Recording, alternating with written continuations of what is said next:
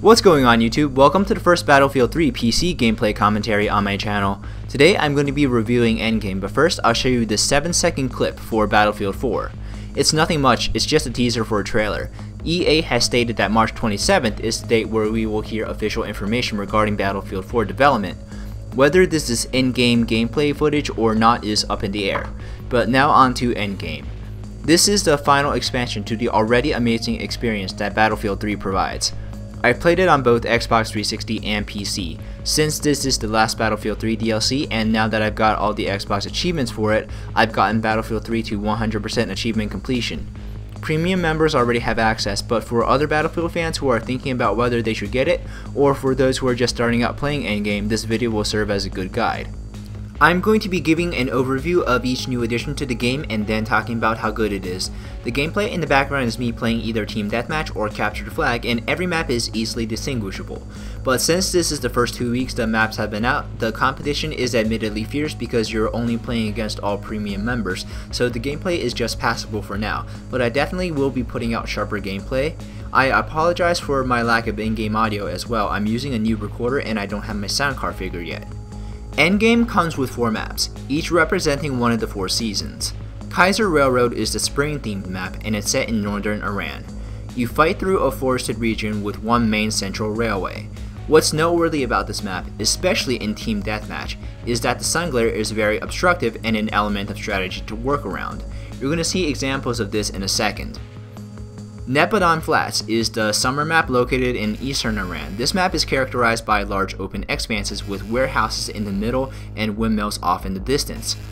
As though we didn't already have enough maps that had Operation in the name, northern Iran's Operation Riverside takes place in the autumn. Not surprisingly, a river separates the United States and Russia, and another noteworthy feature this map has is a lot of jump spots for the new dirt bikes.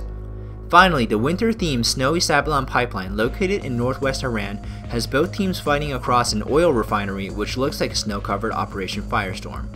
That's the smallest map in the map pack. Visually, the maps are stellar. Using seasons as the theme leads to a better color palette diversity, something that the Aftermath expansion suffered from. Scale-wise, I feel that they are somewhere between Aftermath and Armored Kill. Conquest is enjoyable as always. I believe that playing Conquest on Endgame is as pure Battlefield as you can get. There is a perfect blend of infantry and vehicle combat. Each class has an important role to fill, and you should see more class diversity than most other maps and modes.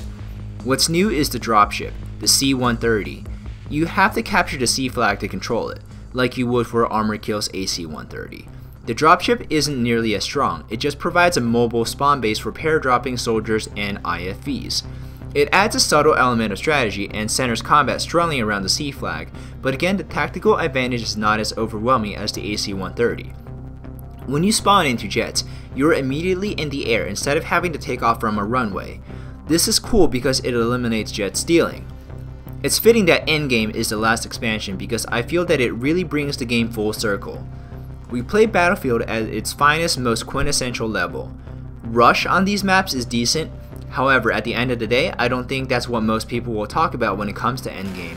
I personally enjoyed Rush on Aftermath a lot more because it was more infantry focused, but that's just my personal preference for Rush type games. Deathmatch, however, stands out in my playbook. Sabalan Pipeline is my personal favorite. It's a mix of the best of Karg Island and North Shore Canal's TDM. It has the containers for people who like to battle it out in close quarters, and you can try to take the control of the refinery route for an advantage like on Karg Island. Like I mentioned previously, sun glare is heavy on Kiasar Railroad, and many people are complaining about it, but I enjoy the realistic touch it provides, and it's features like these that distinguish Battlefield from your generic military shooter. Nebandan Flats and Operation Riverside play similarly because they both had the large central warehouse to fight in and around, but I still had some fun moments on those maps. 2 new modes come with the expansion, Air Superiority and Capture the Flag. Air Superiority is basically Conquest with everyone in a jet. I'm not personally good at flying jets, so I don't know how much weight you should put into my assessment on Air Superiority.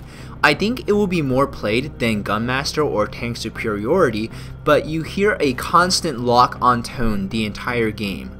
There are a lot of new pilots trying out the mode, and if you are a new pilot and want to practice dogfighting, this is a way better place to do it than crashing a valuable jet in Conquest. I have yet to hear what some of the better pilots think, but I think it will make for a good spectator game with awesome moments to be had. Capture the flag though is arguably the most distinctive part of endgame. That and the dirt bikes. The dirt bikes are such an important part of the mode. Capture the flag plays similarly to capture the flag in other games like Halo or Call of Duty, and Battlefield 3 handles it decently. The scoring premise is simple. You touch the enemy flag to carry it, and then hotdog it out of their base to yours. If you drop the flag, enemies can stand over it and the meter fills up, like capping a Conquest flag, and once it's full, the flag is returned to base. Your flag has to be at your home base in order to score a capture though. There are some tense standoffs where no team can score because both teams have the enemy flags at opposite bases, like what you're seeing right now. The flags themselves are very exposed, and running right up to take them is not very smart. Almost every engineer dumps their mine load around the flag, and sprinting up with the dirt bike usually gets you killed. Pretty soon, admins are going to start making no mine servers and banning people for using mines because they are bloody everywhere. The recon class is vital. There are no spawn points in between flags, so having a recon put down spawn beacons is important tactically to get you across the map in case you die. But if you do have to spawn at your base, a dirt bike gets you across the map very quickly. Team communication is crucial, especially for taking advantage of vehicles on the map. People who play solo will have a difficult time coordinating assaults and defenses on flags. Getting around the enemy spawn but not necessarily spawn camping is a legitimate tactic because you're there to prevent the enemy from capturing your flag. PC servers are definitely a lot more defensive and campy than console servers. More games on PC time out instead of end up being won by score. There's two reasons why I think this is. 1. Console players most likely have more experience with CTF and playing the objective because Halo and Call of Duty have capture the flag modes and they very heavily are played on consoles. 2. Because of the higher player count on PC, the social psychology theory of social loafing is expressed. Social loafing means that the more people there are working on a superordinate goal, the more each person is likely to slack off.